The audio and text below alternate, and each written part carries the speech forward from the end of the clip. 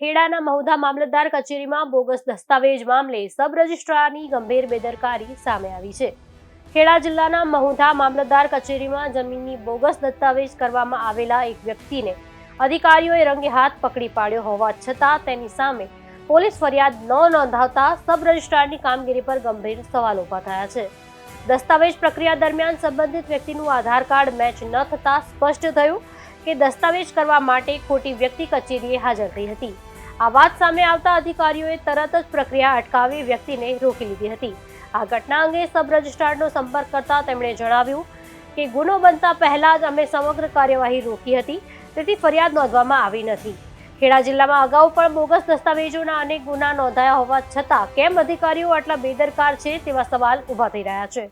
બનાવમાં હકીકત એવું છે કે મોજે ગામ નિઝામપુર ત્યાંના કબજા સાથેનો માનાકતનો દસ્તાવેજ મારી પાસે રજૂ કરેલો, જેમાં દસ્તાવેજ પહેલાંની પ્રોસેસ છે વિડીયો રેકોર્ડિંગ કરવાની।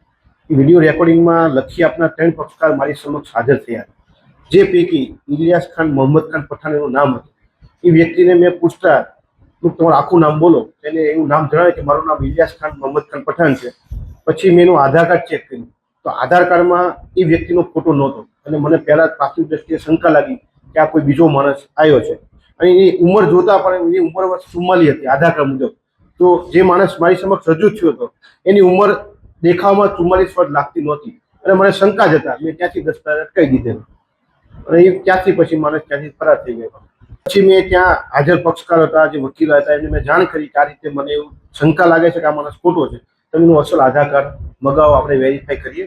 એટલે એમને કીધું ભાઈ આ માણસ ખોટો છે, એટલે પોલીસને જાણ કરીને પોલીસ આવી એમને કીધું કે ભાઈ તમે લખી લેનારને કીધું તમે ફરિયાદ આપો।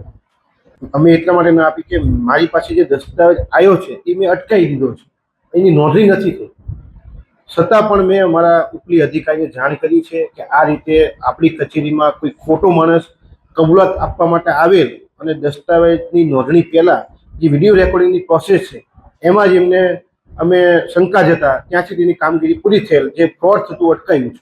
એટલે મેં મારા ઉપલી અધિકારીને જાણ કરી છે। અમારી વડી કચેરી તરફથી જો મને કહેવામાં આવશે કે તમે ફરિયાદ આપો તો જરૂરથી હું આપીશ।